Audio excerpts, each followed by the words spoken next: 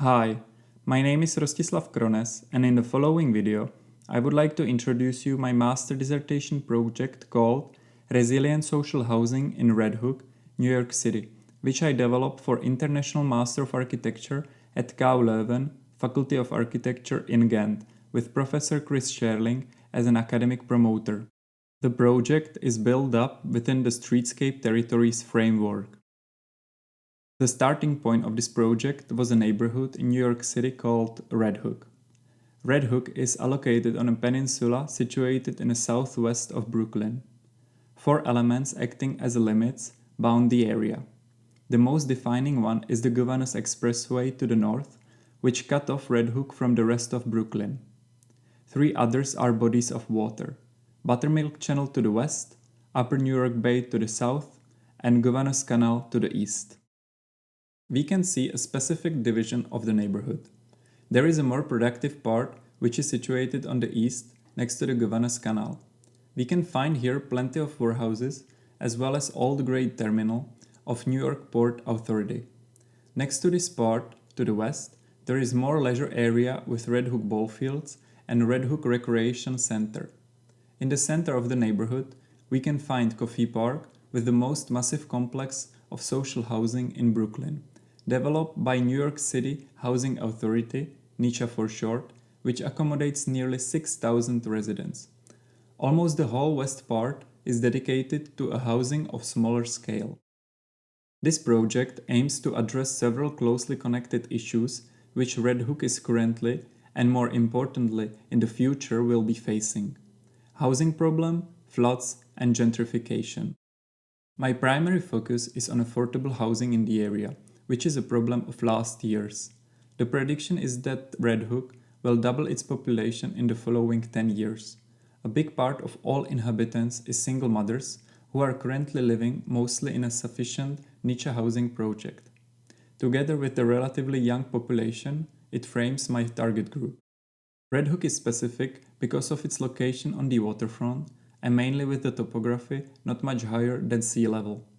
This fact puts the neighborhood in the problematic position of everlasting floods danger. It was one of the leading influencers of my proposal.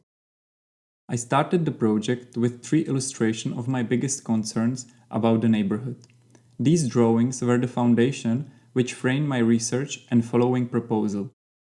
The first drawing is the identity of Red Hook. It accommodates all identities and architectural styles of the area in one picture and express difficulties in grasping the neighborhood's identity and soul. Second drawing shows presence and agglomeration of age groups in the area. We can see that the central area of Red Hook is the most populated, and in the same time that mostly young people are present there. Third and the last drawing is an example of flooding which occurred in the area in 2012 during Superstorm Sandy, which affected the whole New York City area. As we can see, almost whole Red Hook was flooded, except for 2 small areas which lay a bit higher than the rest. This illustration clearly shows that the neighborhood is widely exposed towards the flooding danger with no natural protection. These 3 observations kick off the project and led my way through further development. I investigate more about topography and housing, dig deeper into the flooding problem, and always keeping in mind difficulties of various identities of Red Hook. Now I will briefly lead you through my findings. I started with research of regular apartment typologies of Red Hook. During this research, I didn't consider single-family houses or townhouses, since they were not relevant. I did extra research for NYCHA housing complex, which accommodates almost 60% of the neighborhood's inhabitants. I dig deeper into the demographics of the area, and I found some interesting facts which I want to share with you. Especially the 2 graphs are particularly striking: households in Red Hook and evolution of property prices in Red Hook. The first named show ratio between various households. It is striking that regarding households, almost a third of all is composed of single mothers. This fact explains the Red Hook's phenomena, unbalanced ratio between men and women. The second graph I would like to put your attention to shows us that before year 2014, the area was as pricey as the rest of Brooklyn. Price peak came in 2014 when 160 IMLI projects of luxury apartments were put on the market. Since then, prices of properties in Red Hook are above average Brooklyn, but also average New York City prices. According to the newest information, the average property price in Red Hook is 1.4 million, which is the rise of 221% compared to February 2013. I also investigate some other housing factors like the average living area of Red Hook, the height of the buildings, zoning of the neighborhood, or grouping of building typologies in the area. I couldn't exclude consideration of floods in the area. Floods were the Red Hook's most significant threat since its establishment. It is mainly because of the topography and position of the area. The most of it lay lower than 3 meters above sea level, which enables water to spread all over the neighborhood. We can find this kind of topography until the bridge with motorway, which is cutting off Red Hook from the rest of the Brooklyn. However, topography has two higher areas which have low flooding risk. One of them is the big area around social housing, located in the center of Red Hook next to the coffee park. The second area lays in the westmost part around Fairway Market. Both of them were barely affected by recent big floods. I also researched some general information like the history of Red Hook, which started in 1636 when Dutch immigrants settled it, or accessibility by public transport, which is very poor and we can find only 2 bus lines there. The ambition of this project is to create an affordable, resilient housing proposal in Red Hook, designed for specific social groups of single mothers and young people. Since the area lacks any project of this kind, I feel a necessity to propose design which will act as the pioneering project for the neighborhood. For that purpose, I decided to create a few different proposals which will tackle all possible spatial configuration that can occur in Red Hook. By mapping the neighborhood, I find out 3 repeating site types where further development is possible. These are vacant plot, roofs of the large warehouses, and finally, abandoned buildings.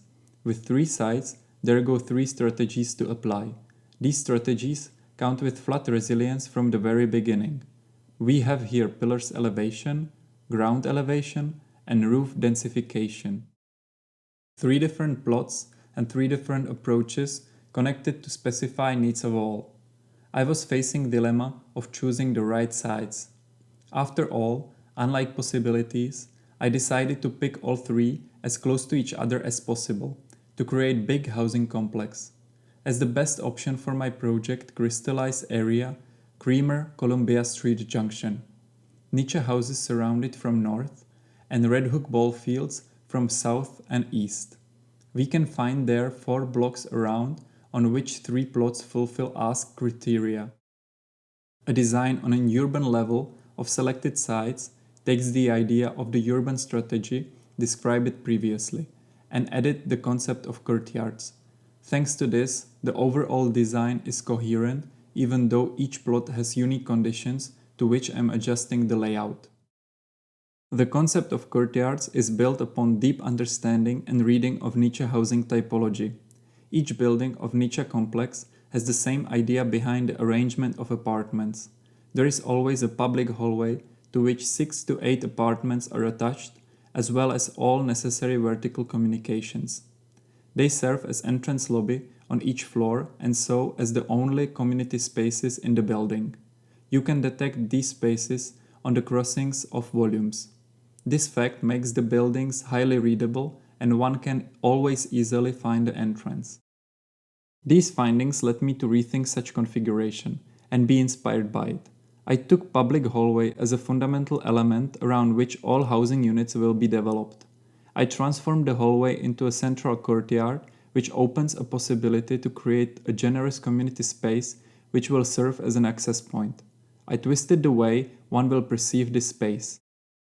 While Nietzsche's primary function of the hallway is just transporting with almost no social interaction, I decided to enhance the social aspect instead and push all necessary communications into the background. Spatially, I decided to close proposed courtyards from 3 sides to support the idea of community space. One side of the courtyard is always open to strengthen readability of space and social interaction. I believe that these two aspects are crucial while designing specifically for single mothers and young people. To address the identities of Red Hook, I decided to get inspired by omnipresent industry and near Nietzsche housing complex. I selected 2 main materials, meshed metal and white painted brick. The first material refers to industrial heritage of the area. The second is made as a contradiction and critique of Nietzsche. I'm using the brick as the primary facade element and mesh metal as the complementary material for railings and other small details. To further develop my project in detail and deliver the highest quality possible, I decided to work only on 1/3 of the proposal.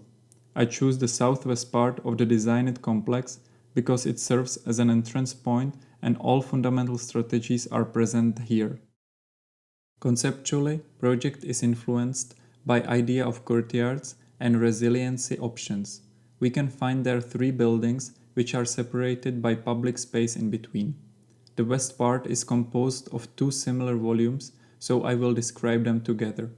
Both volumes are elevated on 4 meters high pillars to protect upper floors against flooding.